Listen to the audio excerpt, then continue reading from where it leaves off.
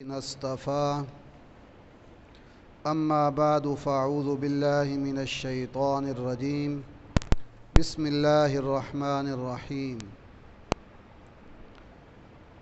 يا أيها الذين آمنوا كتب عليكم القصاص في القتلى الحر بالحر والعبد بالعبد والأنثى بالأنثى فمن عفي له من أخيه شيء فاتباع بالمعروف وأداء إليه بإحسان ذلك تخفيف من ربكم ورحمة فمن اعتدى بعد ذلك فله عذاب أليم ولكم في القصاص حياة يا أولي الألباب لعلكم تتقون سبحان ربك رب العزة عما يصفون وسلام على المرسلين والحمد لله رب العالمين اللهم صل على محمد وعلى آل محمد كما صليت على إبراهيم وعلى آل إبراهيم إنك حميد مجيد اللهم بارك على محمد وعلى آل محمد كما باركت على إبراهيم وعلى آل إبراهيم إنك حميد مجيد۔ درس قرآن کا ہفت روزہ مبارک سلسلہ جو اللہ تعالیٰ کی توفیق سے جاری و ساری ہے، اس سلسلے کا یہ چوتھا درس قرآن ہے، اور یہ آیت کریمہ جو پڑھی گئی ہے یہ چوتھی ندائے رحمانی ہے۔ ندائے رحمانی رب العالمین کی ندا، رب العالمین کا خطاب اپنے مومن بندوں کے نام۔ اللہ اپنے مومن بندوں کو خطاب کر کے ان کو اپنا ولی بنانے کا گر بتا رہے ہیں۔ پچھلے درس میں میں نے بتایا تھا کہ رب العالمین نے کتاب مقدس قرآن کریم میں 90 مقامات پر یہ پیارا جملہ ارشاد فرمایا، یا ایھا الذین آمنو، یا ایھا الذین آمنو، گویا کہ 90 گر بتائے گئے ہیں، او میرے مومن بندو تم کس طرح میرے ولی بن سکتے ہو۔ ظاہر ہے کہ ولی تبھی بنیں گے جب یہ سنیں گے، سیکھیں گے، عمل کریں گے۔ سنیں، سمجھے، سیکھے بغیر اور عمل کیے بغیر تو ولایت ناممکن ہی ہے۔ اللہ امت کو قرآن کی محبت عطا فرمائے، رجوع الی القرآن عطا فرمائے، سمجھنے، سیکھنے، عمل کرنے کی توفیق عطا فرمائے، پھر اس کی دعوت دینے کی توفیق عطا فرمائے۔ اللہ کرے ہر مسلمان قرآن کا داعی بنے، داعی۔ ہمارے اس کوشش کا مقصد بھی یہی ہے کہ ہم سب قرآن کے داعی بنیں، قرآن کی دعوت کو عام کرنے والے ہو جائیں۔ مدرسہ کے ساتھ ساتھ ہم نے قرآنی دعوت کا جو سلسلہ شروع کیا وہ بحمداللہ کئی جگہوں پہ درس قرآن ہوتے ہیں۔ خان محمد والا ہوتا ہے، پھلروان ہوتا ہے، سندہ، ہیڈ، کہیں ہفتے کے بعد ہوتا ہے، کہیں مہینے کے بعد 15۔ تو یہ سلسلے شروع کیے ہوں، الحمدللہ اپنی مدد آپ کے تحت اپنے خرچے پہ جاتے ہیں، وقت نکالتے ہیں کہ اللہ قبول فرما لیں، اور اللہ کرے کسی کے ذہن میں بات بیٹھ جائے، عمل کی توفیق ہو جائے، رجوع الی القرآن کی توفیق اللہ عطا فرما دیں۔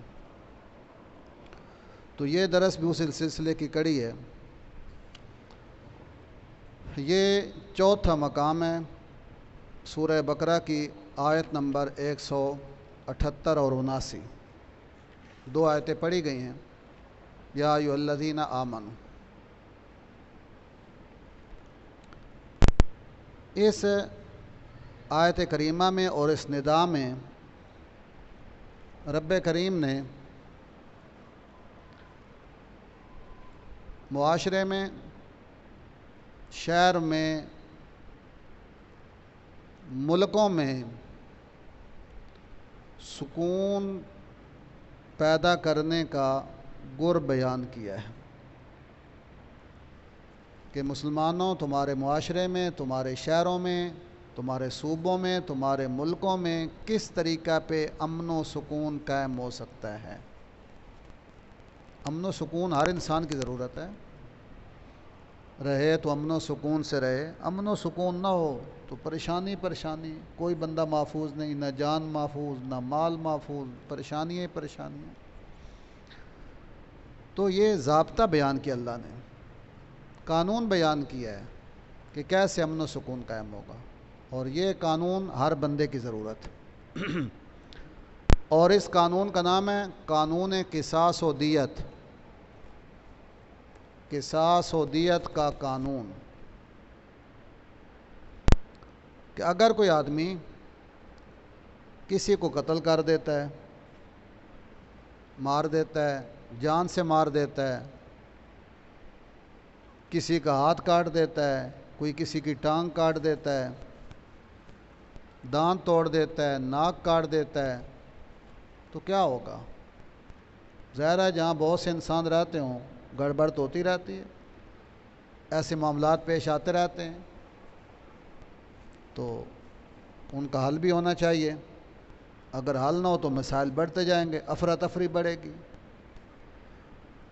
مختلف قوموں میں، معاشروں میں ان کے مختلف حل رہے ہیں۔ یہودیوں میں ایک ہی حل تھا، بنی اسرائیل میں موسیٰ علیہ السلام کی شریعت میں ایک ہی حل تھا، اور وہ تھا قصاص۔ بس قصاص کا مطلب قتل کا بدلہ قتل۔ اگر کسی نے قتل کیا تو بدلے میں قتل کر دو، ہاتھ کاٹا تو ہاتھ کاٹ دو، کسی نے کسی کا کان کاٹا تو بدلے میں کان کاٹ دو، بس دوسری بات کوئی نہیں، قتل کر دو، بدلہ لینا ہے بس۔ یہ کن میں تھا؟ موسیٰ علیہ السلام کی شریعت میں۔ بنی اسرائیل میں صرف قصاص تھا۔ ان کے بعد شریعت آئی عیسیٰ علیہ السلام کی، عیسائی مذہب، ان میں کیا تھا جی؟ معافی تھی، بس معاف کر دو۔ اگر کوئی ایک تھپڑ مارتا ہے تو دوسری سائڈ اس کے سامنے کرو، یا ادھر بھی مار لو یار، معافی۔ عربوں میں قصاص بھی تھا، قتل کا بدلہ قتل، اور دیت بھی تھی۔ اگر قتل کا بدلہ قتل نہیں تو پھر دیت دو۔ دیت کیا ہوتی ہے اس کی تفصیل آئے گی انشاءاللہ۔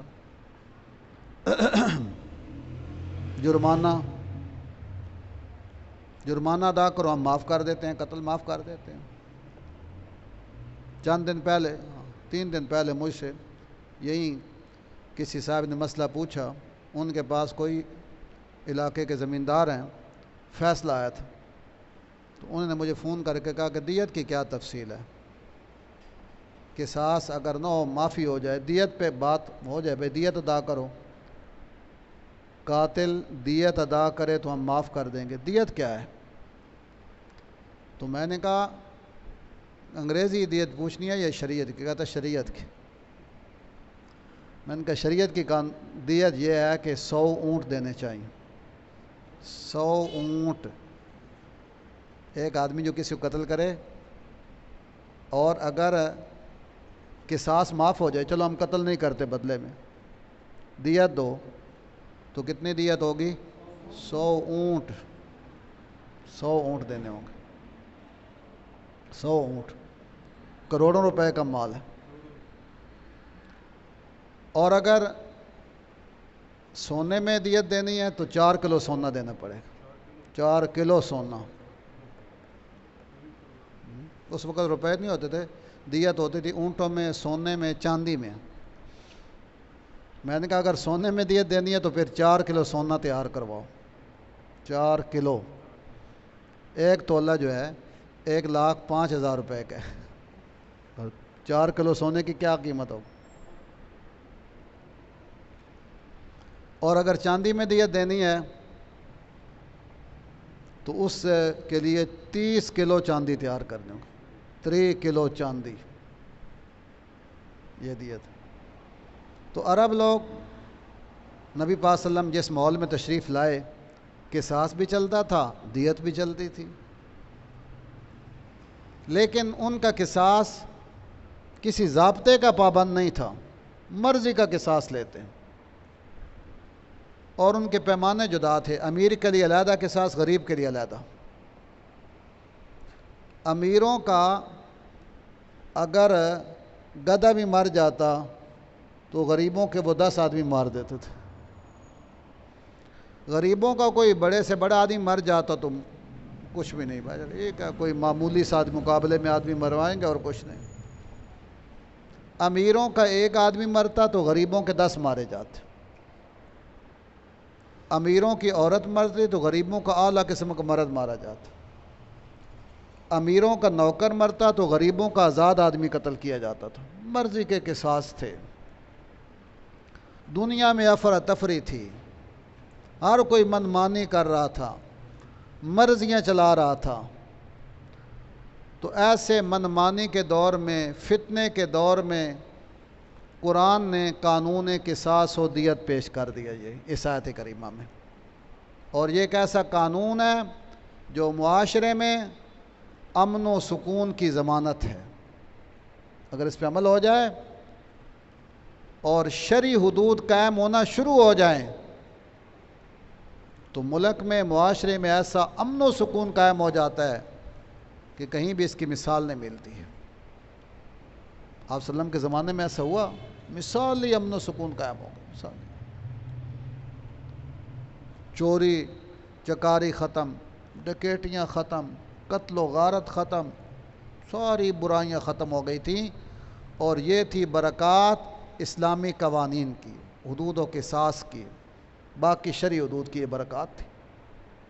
امن و سکون، اللہ کی رحمت نازل ہوتی۔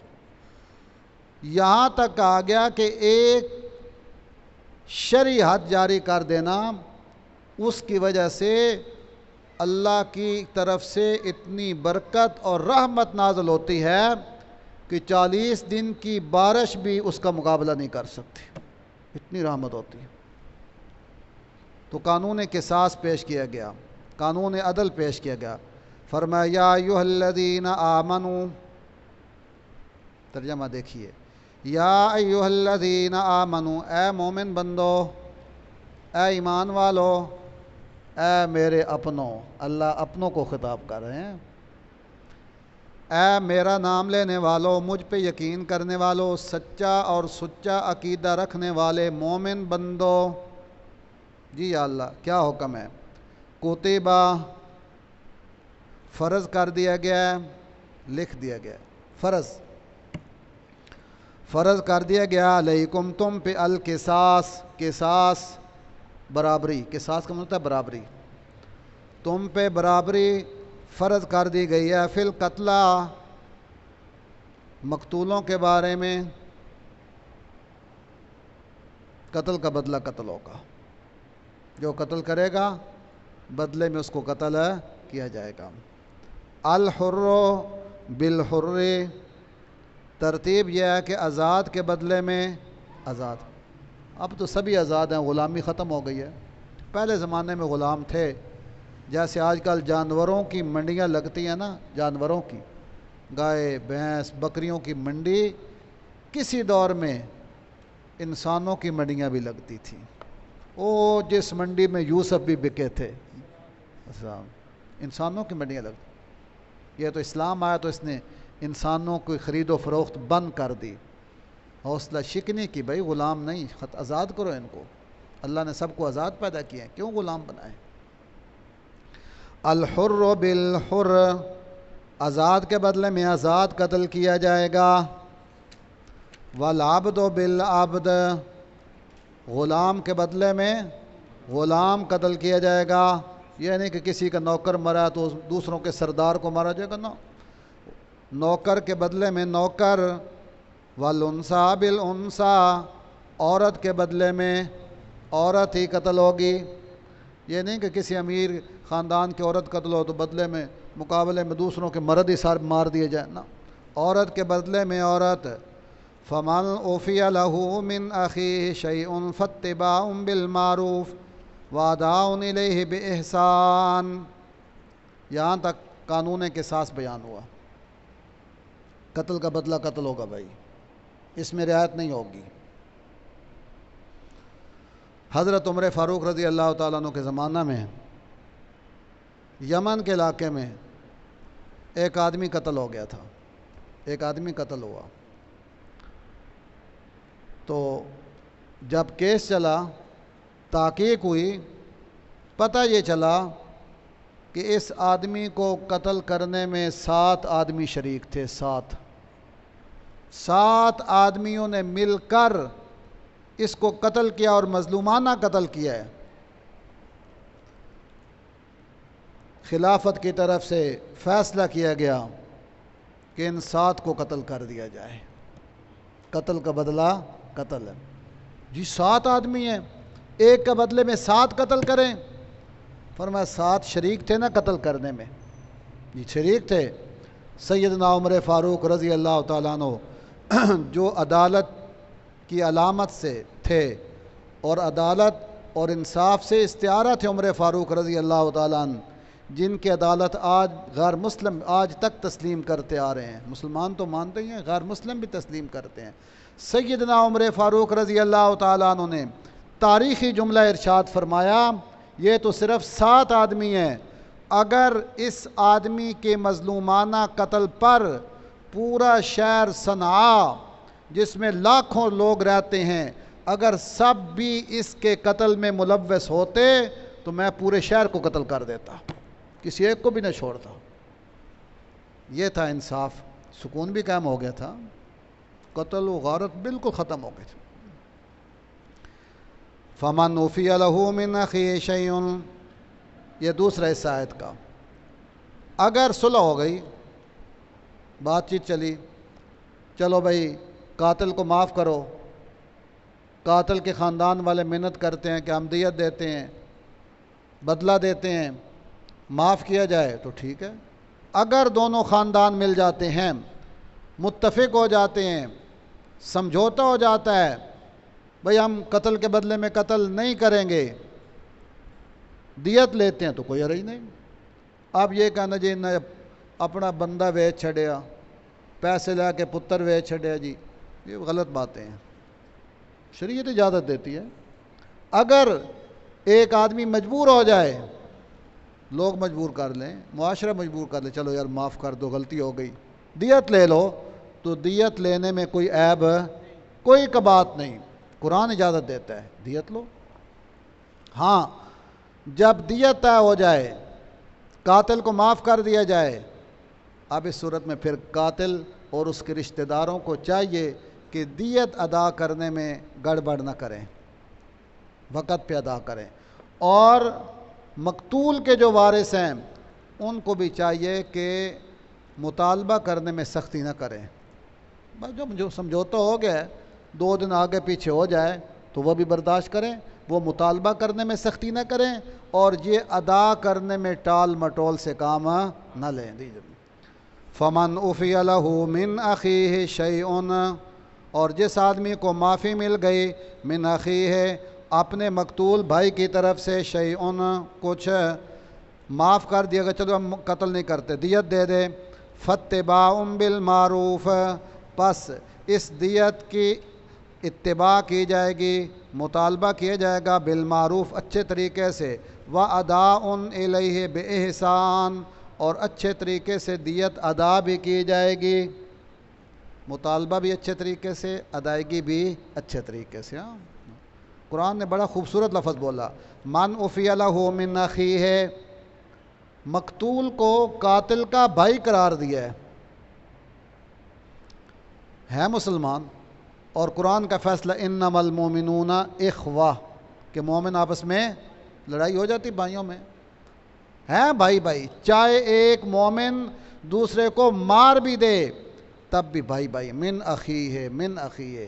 لہذا قرآن یہ کہنا چاہتا ہے کہ اگر تم میں لڑائی جھگڑے بھی ہو جائیں، تب بھی جو اسلامی رشتہ ہے اس کو ختم نہیں کرنا چاہیے، یہ بھائی چارہ قائم رہنا چاہیے۔ سب سے قیمتی رشتہ من اخیہ، مقتول کو قاتل کا بھائی قرار دیا ہے۔ ہم اندازہ لگا لیں، اللہ تو مقتول کو بھی قاتل کا بھائی قرار دیتے، اور ہمارے ہاں صورتحال یہ ہے، اتنے دور دراز ہم چلے گئے ہیں قرآن و حدیث سے، معمولی باتوں پہ جب جھگڑا ہوتا ہے تو پھر ساری زندگی کے لیے مرن جون ختم، جی بس بول جوال کیا مرن جون ختم کر دیتے ہیں۔ یہ جہالت ہے، شریعت سے دوری ہے، قرآن سے دوری کی وجہ سے سب کچھ ہو رہا ہے۔ اللہ امت کو قرآن کے قریب لے آئے، دلوں میں جوڑ اور محبت پیدا فرمائے۔ ذالک تخفیف من ربکم ورحمہ، لوگوں یہ تمہارے لیے آسانی ہو گئی ہے، من ربکم تمہارے رب کی طرف سے، ورحمت اور خاص رحمت ہو گئی ہے کہ اللہ نے دیت کی بھی اجازت دے دی، ورنہ صرف قتل کا بدلہ قتل ہی ہوتا تو بڑی مشکل ہوتی، قاتل کو بچانا مشکل ہو جاتا۔ اب فرمایا اللہ نے مہربانی کر دیا ہے، دیت کی صورت میں متبادل چیز کا حکم دے دیا ہے، اس لیے اب دیت کی ادائیگی میں لین دین میں گڑبڑ مت کرنا، اور اس پہ اللہ کا شکر ادا کرو کہ اللہ نے آسانی، تخفیف ہو گئی، آسانی ہوگی اللہ کی طرف سے۔ ایک تیسری صورت بھی ہوتی ہے، تیسری صورت یہ ہوتی ہے کہ قاتل معافی مانگتا ہے، اس کا خاندان معافی مانگتا ہے، جن کا آدمی قتل ہوا ہے وہ کہتے ہیں کہ ہم نے اب دیت کیا لینی ہے، آدمی تو ہمارا ویسے مار گیا، چلا گیا دنیا سے، ہم اللہ کی رضا کے لیے بالکل معاف کرتے ہیں، ہم کچھ بھی نہیں لیتے، نہ قتل کا بدلہ قتل، نہ بدلے میں دیت لیتے ہیں، ہم اللہ کی رضا کے لیے معاف کرتے ہیں۔ تو شریعت نے یہ تیسری صورت بھی رکھی ہوئی ہے۔ اسلام سے بہتر دنیا میں کوئی مذہب نہیں ہے، سارے پہلو سامنے، جامع ضابطہ حیات قرآن اسلام ہے بس۔ فمن اعتدی بعد ذالک، فمن اعتدی بعد ذالک، صلح یہ بہتر، الصلح خیر، صلح کر لینی بہتر ہے۔ ضد پہ اڑے رہنا، اس میں اجاڑا ہی اجاڑا ہے، ملک اجڑ جاتے ہیں، شہر اجڑ جاتے ہیں، گھر ڈیرے اجڑ جاتے ہیں، ہم نے کتنے ڈیرے دیکھے ہیں اس ضد کی وجہ سے، قتل کے ویر اور دشمنی کی وجہ سے اب گھروں میں رہنا مشکل ہو گیا۔ صلح کی کوشش ہوتی رہی، یہ بابا جی آپ کے سامنے بیٹھے بھی، ان کا ڈیرہ اجڑ گیا اس قتل کی وجہ سے، صلح نہ ہو سکی، ختم ہو گیا۔ فمن اعتدی بعد ذالک، بعض اوقات ایسا بھی ہوتا ہے صلح ہو گئی، پیسے لے لیے، چلو جی ٹھیک ہے، قاتل کو ہم نے معاف کر دیا، پیسے لے لیے، آزاد ہو کے آ گئے جی، گھر آ گیا، پھر پتہ کیا ہوتا ہے، ایسے ہوتا ہے معاف کرنے کے بعد، پیسے لینے کے بعد دل میں دشمنی ہوتی ہے معاف کرنے والوں کی، بظاہر معاف کیا ہوتا ہے لیکن اندر سے انتقام کے جذبات ہوتے ہیں، یہ آنے دو باہر، اس کو بدلہ لینا ہے۔ وہ آدمی آزاد ہو کے آیا، معاف کیا تھا، پیسے لے لیے تھے، اب جیسے ہی موقع ملا پھر اس کو قتل کر دیا۔ فرمایا معاف کرنے کے بعد قتل کرنا بہت بڑی غداری ہے، عہد شکنی ہے، معاہدہ کر کے توڑ دیا ہے۔ اب جنہوں نے معاف کرنے کے بعد قتل کیا ہے ان کے لیے صرف ایک ہی سزا، قتل کا بدلہ قتل ہوگا، اس کو معافی نہیں مل سکتی۔ فمن اعتدی بعد ذالک، جس آدمی نے زیادتی کی اس کے بعد، فلہ عذاب علیم، اس کے لیے دردناک عذاب ہے، دنیا کے اندر بھی اور آخرت کے اندر بھی، اس نے وعدہ شکنی کی ہے۔ یہ قانون بیان کرنے کے بعد وَلَكُمْ فِي الْقِصَاصِ حَيَاتٌ، اگلی آیت آ گئی۔ اس آیت کریمہ میں قانون قصاص کی افادیت بیان کی، اس کی برکت بیان کیا ہے کہ اس ضابطۂ قصاص میں، قانون قصاص میں کتنی رحمت، کتنی برکت ہے، اس کے کتنے فائدے ہیں۔ فرمایا وَلَكُمْ فِي الْقِصَاص، اے مسلمانوں، اے ایمان والو، تمہارے لیے فی القصاص، قانون قصاص کے اندر حیات، بڑی زبردست زندگی ہے۔ قصاص میں کیا ہے؟ زندگی ہے، زندگی ہے، تمہارے لیے زندگی ہے۔ یا اللہ کیسے زندگی ہے؟ ہمیں تو سمجھ نہیں یہ بات آ رہی۔ قتل کا بدلہ قتل، یہ قصاص ہے۔ ایک آدمی نے قتل کیا تو بدلے میں اس کو قتل ہے، یہ تو مر گیا، بدلے میں قتل کر دے گے، زندگی کیسے ہے؟ فرمایا بڑی زبردست زندگی ہے اگر سمجھو تو۔ اس لیے کہ جب اسلامی قانون پہ عمل ہوگا اور قتل کرنے والے کو اس بات کا یقین ہوگا کہ میں نے جب کسی کو ناجائز قتل کیا تو بدلے میں مجھے بھی قتل کیا جائے گا، معافی نہیں ملے گی، رشوت نہیں چلے گی، سفارش نہیں چلے گی، قتل میں کے بدلے مجھے قتل کیا جائے گا، تو وہ قتل کرنے سے پہلے 100 دفعہ سوچے گا قتل کروں یا نہ کروں، سوچے گا، نہیں قتل کرے گا، بچے گا، اپنے آپ کو بچائے گا۔ تو جب وہ قاتل جس نے قتل کا ارادہ کیا ہے سوچے گا مجھے بدلے میں قتل کیا جائے گا، تو لازماً اگر کچھ عقل ہوئی تو قتل کرنے سے باز آ جائے گا، قتل کرے گا نہیں۔ تو یہ اس قانون قصاص کی برکت ہے کہ قتل کرنے والا 100 دفعہ سوچتا ہے کروں یا نہ کروں، اور جس معاشرے میں یہ نہیں وہاں دن رات قتل و غارت ہوتی رہتی ہے۔ لیکن یہ عقل مندوں کے لیے، یا اولی الالباب، اگر عقل مند ہے معاشرے۔ ہمارا ماحول اب کیسا ہے؟ اللہ اکبر، عقل مندی والی گل کو نہیں رہی ہے، قرآن حدیث والی بات نہیں ہے۔ اب بھی جہاں جس ملک میں، جس معاشرے میں قانون قصاص اور دیت لاگو ہے وہاں امن و سکون ہے۔ ماضی قریب میں افغانستان میں تھوڑے دنوں کے لیے اللہ نے ہمیں اسلامی قوانین کا خوشگوار جھونکا دکھایا تھا۔ طالبان کی حکومت آئی، اسلامی قانون نافذ ہوا، یہ قتل کا بدلہ قتل، چور کا ہاتھ کاٹا جائے گا، ڈاکوں کا ہاتھ اور پاؤں کاٹے جائیں گے، پورے ملک سے جرائم ختم ہو گئے تھے۔ سعودی عرب چلے جائیں، سعودی عرب میں جیسے بھی وہ لوگ ہیں ان کے ہاں اسلامی شریعت نافذ ہے، قانون نافذ ہے، کوئی قتل کرے گا چاہے کتنا بڑا کیوں نہ ہو بدلے میں قتل کیا جائے گا، کوئی چوری کرے گا اس کا ہاتھ، اور یہ نہیں کہ چھپ چھپا کے اس کو قتل کیا جائے گا، بلکہ سر عام جمعہ کے دن شہر کی بڑی مسجد کے سامنے جو بڑا گراؤنڈ ہے اس میں مجرم کو لے آتے ہیں، یہ قاتل ہے بھائی، 1 ہو 2 ہو 3 ہو 4 ہو، سب کو لے آتے ہیں اور سارے مجمع کے سامنے ان کی گردنیں اڑا دی جاتی ہیں کہ قتل کا بدلہ یہ ہوتا ہے۔ دیکھنے والے دیکھتے ہیں تو سب عبرت حاصل کرتے ہیں، خدا نہ خواستہ ہم سے ایسا ہوا تو ہمارے ساتھ بھی ایسا ہوگا۔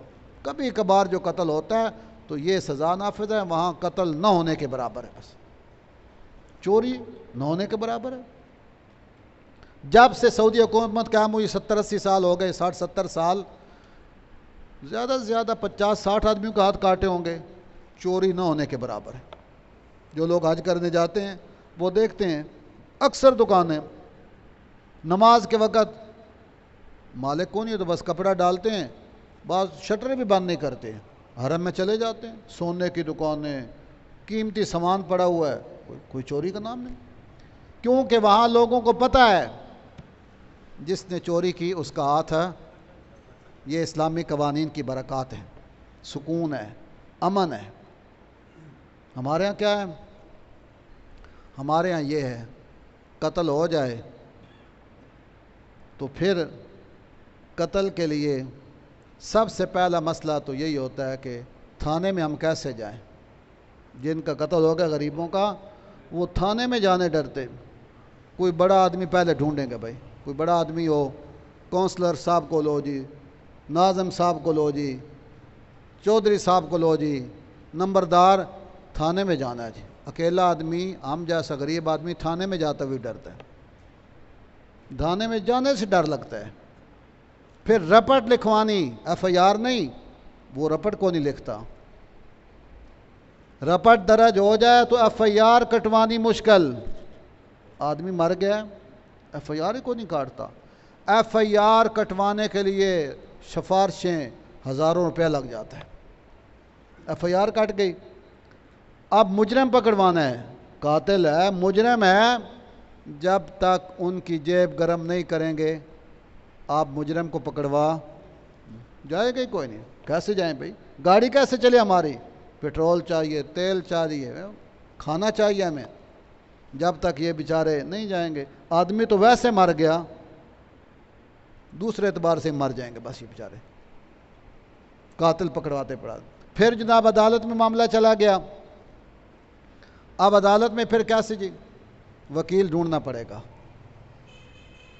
وکیل سے جناب سودا بازی کرنی ہوگی، اور وہ بھی آج کل لاکھوں روپے لیتا۔ قتل کا کیس ہے، ہزاروں میں نہیں لاکھوں میں گیم ہوتی، لاکھوں میں، اس کی فیس ڈھونڈو بیچارے۔